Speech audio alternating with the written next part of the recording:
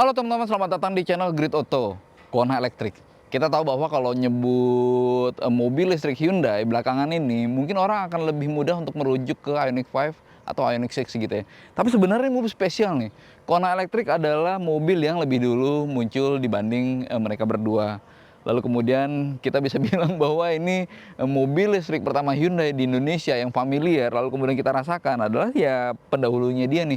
Dan sekarang Kona Elektrik sudah hadir dengan evolusi terbarunya. Dia secara teknikal menarik, termasuk teman-teman range-nya yang paling tinggi gitu ya, itu bisa mencapai 600 km. Untuk sebuah mobil listrik itu tentu sebuah kabar yang sangat menenangkan. Dan kita ulas sekarang. Kona Elektrik.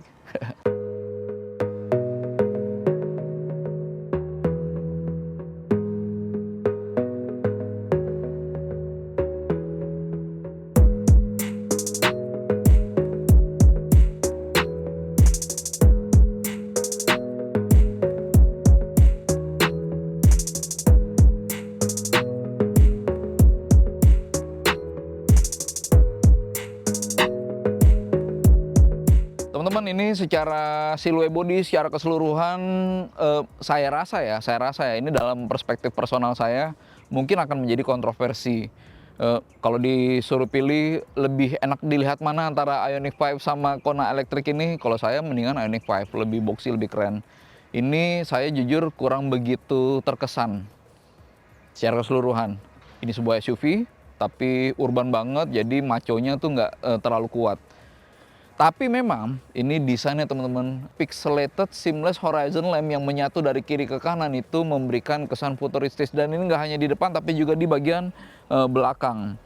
Tapi secara keseluruhan garis bodinya dari depan, samping sampai belakang itu memang masih ada kesan dari Kona yang lama. Apakah oke? Saya nggak tahu deh. Kalau menurut teman-teman gimana? Secara tampilan, apakah dia adalah mobil yang bisa memberikan impresi? Kalau saya kan tadi saya sudah sampaikan saya nggak begitu terkesan, tapi mungkin teman-teman ada yang suka. Tolong tulis di kolom komentarnya.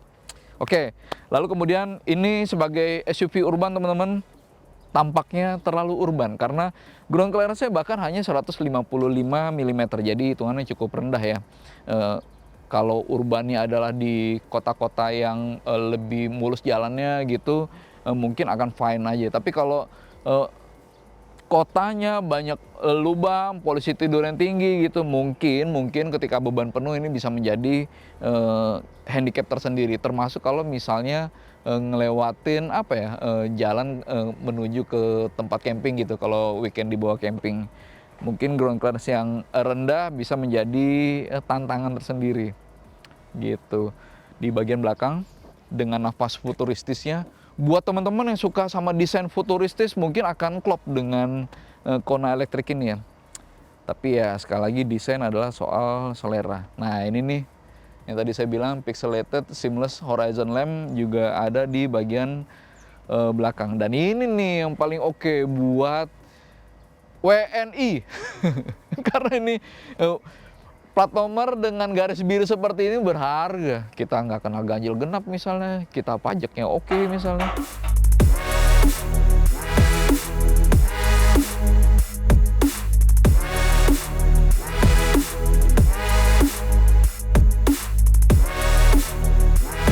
Motor listrik itu teman-teman, ini yang paling tinggi kelasnya, dia sampai 217 PS.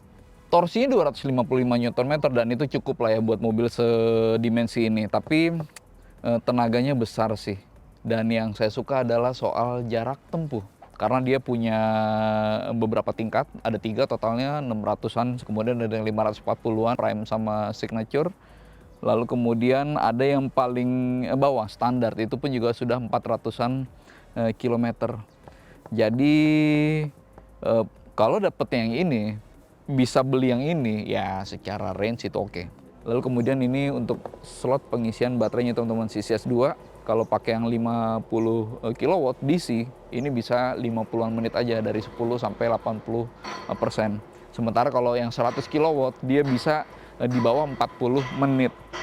Jadi untuk kita nge-charge, selalu kemudian mobil siap untuk jalan lagi. Mestinya sih nggak terlalu lama ya, mestinya nggak terlalu lama untuk ukuran mobil listrik.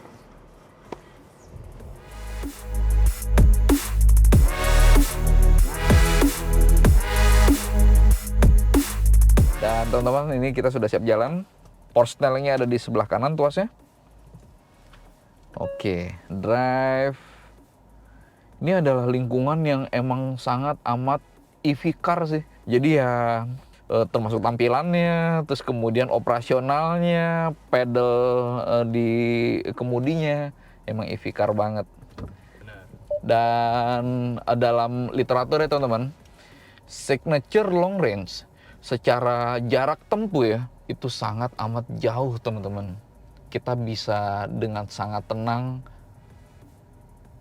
weekend getaway ke Bandung PP gitu ya, jalan-jalan di sana ya, asal nggak jauh-jauh banget gitu ya, di dalam kota, lalu kemudian balik lagi ke Jakarta tanpa perlu mengisi baterai lagi. Jadi long range itu sangat amat bagus, dan itu berasal dari baterai 66 kWh ya. Sementara kalau yang standar range-nya itu di 48-an ya, 48 atau 49 kWh ya. Tapi yang standar aja itu bisa dapat 400. Jadi mereka tuh berkisar di antara 400, 500, 600, dan ini yang paling tinggi ya. 400 mungkin kita masih bisa deg-degan. Tapi kalau 600 itu nggak ada mestinya range anxiety. Ketakutan akan jarak tempuh, ketakutan akan nggak menemukan SPKLU gitu. Asik sekali. Dan ini motor listriknya punya tenaga yang besar teman-teman. Dia bisa sampai 160 kW, dan itu lebih besar dibanding yang varian di bawahnya. Itu gede banget sih. Dan jadi kita tahu bahwa angkanya besar. Secara maksimal dia tenaga maksimal dia besar.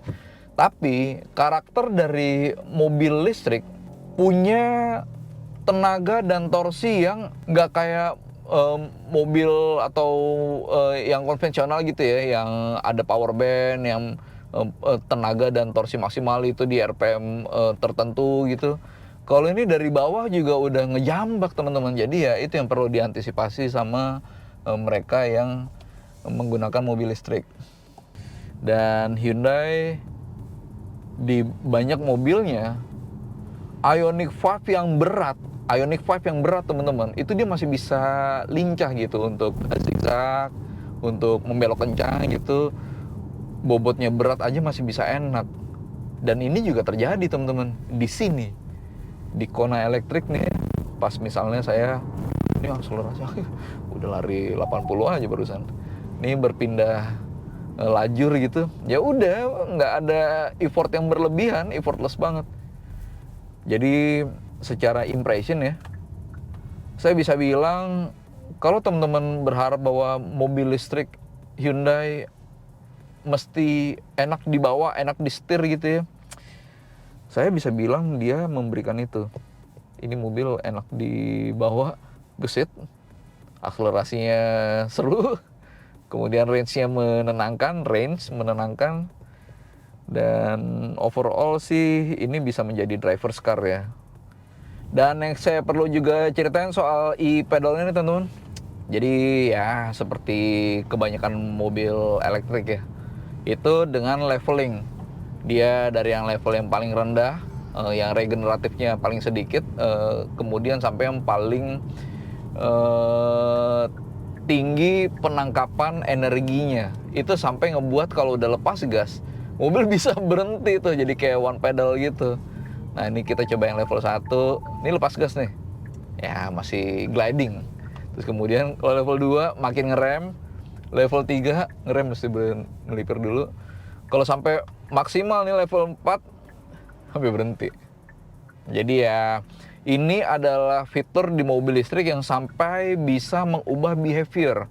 Karena ya di mobil biasa nggak kayak gini kan. Oke, kita balik lagi ke level 1. Saya pun juga sebenarnya kurang nyaman teman-teman, karena kalau pas lagi lepas gas tuh, kan kalau di mobil biasa yang biasa saya bawa gitu, yang punya saya, kan meluncur gitu kan. Sementara kalau udah maksimal gitu lepas gas langsung kayak dalam beberapa hal itu jadi kurang nyaman sih. Tapi ya sekali lagi itu faktor kebiasaan. Teman-teman, ini kayaknya saya perlu nih menyampaikan bahwa nih soal handling dia oke. Artinya dia bisa bermanuver dengan enak, tapi juga ternyata set suspensinya itu pun juga bisa nyaman. Ini ada polisi tidur di sekitar BSD ini, dan tadi pas saya coba gitu ternyata wah oke nih. Jadi ini mudah-mudahan ketangkep sama kamera ya. Ketika saya berjalan, terbalik dulu sebentar, dengan speed ya wajarnya ketika ngelewatin polisi tidur gitu ya, mungkin di 5-15 km per jam. Ini mungkin di sekitar 10-an km per jam. Nyaman teman-teman. Jadi kalau teman-teman berharap dapat kenyamanan, ya ini nyaman. Ketika dia ngelewatin speed bump, ngelewatin polisi tidur, dia nyaman. Tapi saya belum ketemu jalan tol ya, belum ngelewatin jalan tol. Karakter seperti ini ketika ngelewatin jalan tol sangat mungkin atau sangat besar potensinya untuk jadi lebih limbung. Misalnya pas lari di atas 120 km per jam gitu ya, akan lebih mudah buat dia limbung karena set suspensinya empuk. Itu konsekuensi logis dari set suspensi sih mestinya.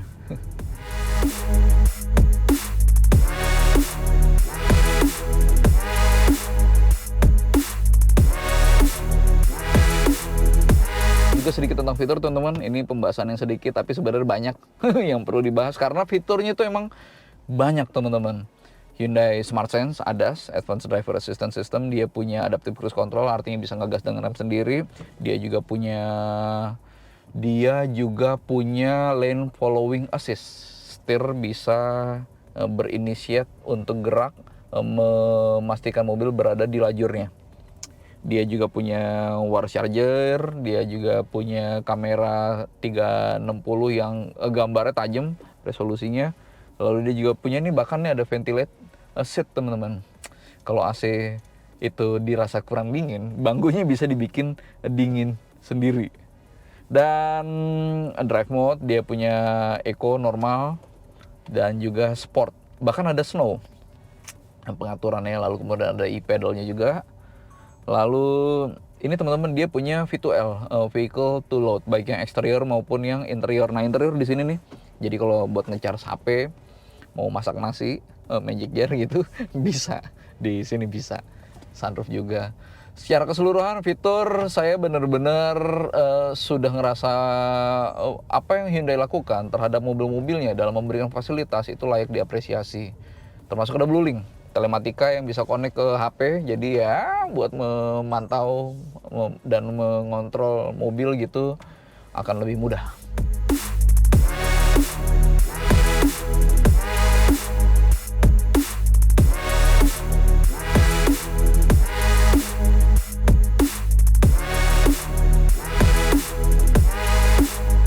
Teman-teman, kita bisa sampai pada akhir ulasannya. Jadi secara harga dia yang paling mahal 590 jutaan ini teman-teman. Lalu kemudian yang paling murah entry level itu start dari 490-an juta. 100 jutaan lah ya bedanya. Apakah dia worth untuk dibeli? Jujur kita belum tahu performanya sekarang seperti apa, seberapa kencang dia, seberapa hemat energi dia gitu ya. Tapi dari brandnya, Hyundai adalah brand yang sebenarnya teman-teman itu menjadi salah satu raksasa dunia belakangan ini. Mereka sangat progres dalam pengembangan baik teknologi maupun ekspansi pasar. Lalu kemudian secara fitur teman-teman, Hyundai itu kayaknya salah satu yang paling oke ya yang ada di dunia saat ini. Yang ada di dunia saat ini, aplikasi dan praktik fitur yang digunakan di mobil-mobil Hyundai itu salah satu yang paling oke. Lalu kemudian kalau harga ya, ini mungkin bisa menjadi masalah ya, karena mobil-mobil Cina yang electric vehicle, BYD, Neta, mungkin teman-teman juga udah pada tahu gitu ya, harganya sangat amat menggoda. Jadi itu ngebuat mobil Hyundai dan Jepang jadi terkesan mahal. Jadi bisa kita sebutkan kalau handicapnya mungkin dari harga jual ya, di luar dari produk yang menurut saya ini mobil bagus. ini mobil bagus gitu. Bisa jadi salah satu opsi buat teman-teman yang sedang mengincar mobil listrik di range 400, 500, 600 jutaan. Mungkin itu dulu teman-teman dari saya. Terima kasih sudah menonton dan sampai ketemu di video Green Auto berikutnya.